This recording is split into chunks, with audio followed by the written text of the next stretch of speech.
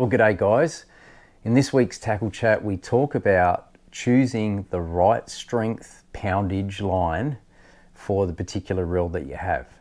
So when I talk about pound, I talk about this. That says 12 lb. So that means it's 12 pounds breaking strain or thereabouts. But what size do you use for what reel? You've just bought yourself a brand new reel and you're not quite sure. There is an average or a recommended rating of line that you should use for each reel. And that also can be influenced by the rod that you're using too, and the species you're chasing, how far you need to cast, whether you're casting off a break wall or there's structure or no structure. But there's definitely a happy medium. And there's always going to be some variation somewhere with fishos. Some will use stronger, some will use lighter. But what I'm doing is trying to help you out by finding that happy medium, or what's generally recommended.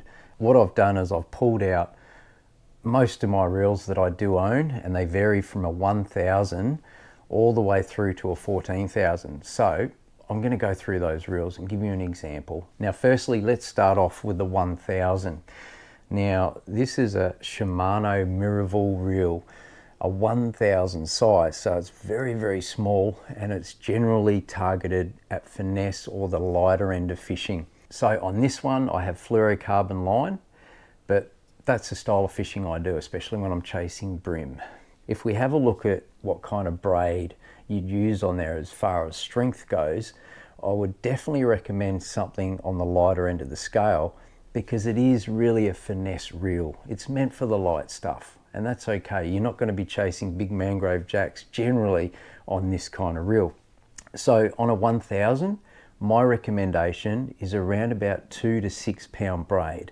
I generally wouldn't go heavier than that. If you're really good at your fishing, you might choose to go down the lighter end of the scale, so only a couple of pounds of line, which is super light.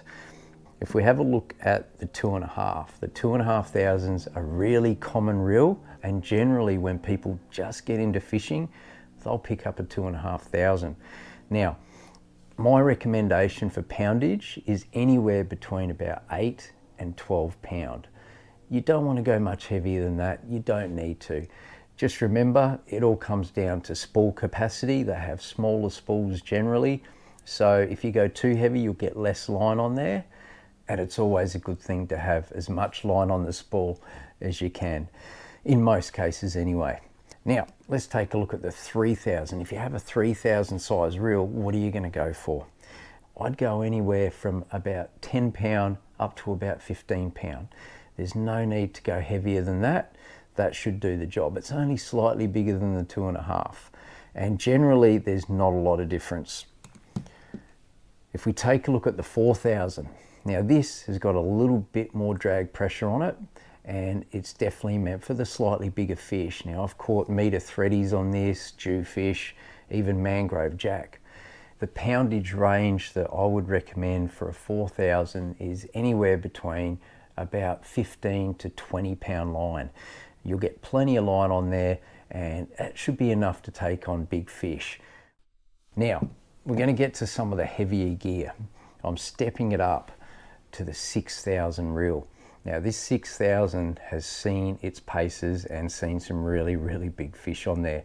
In fact, I caught my 117 barra on this and it handled it very well. Now the breaking strain recommendation for this, I'd sit around the 30 pound line mark. That should be okay. If you want to go heavier, no problem. This particular reel can definitely handle it, even up to 40, even though you don't particularly need it. But it really depends on all those little things like structure. If you're fishing in heavy structure, you might want to go a bit heavier.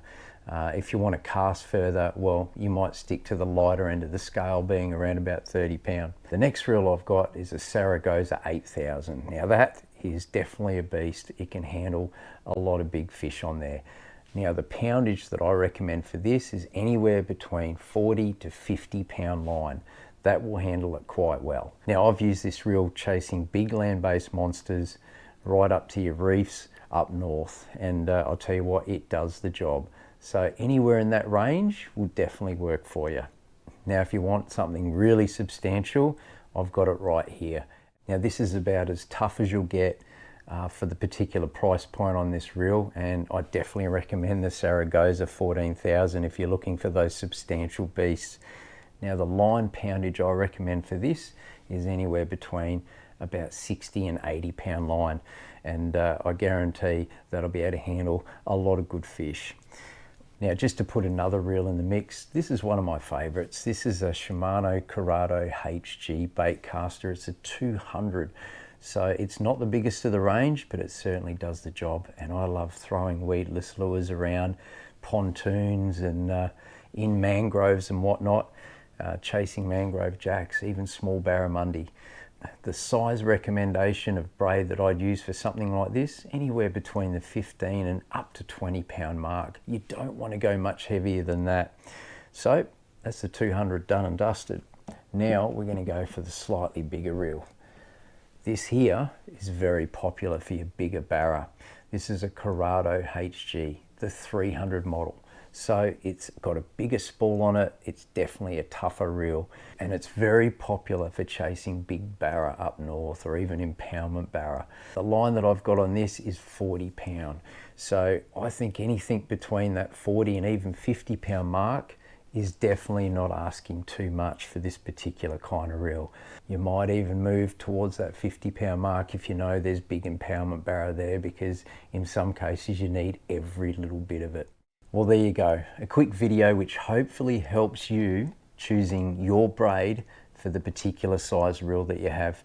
If you're enjoying these videos, make sure you give us a thumbs up, drop your opinions in the comments, let us know what you're using, and of course, smash that sub button. We'll see you guys next time.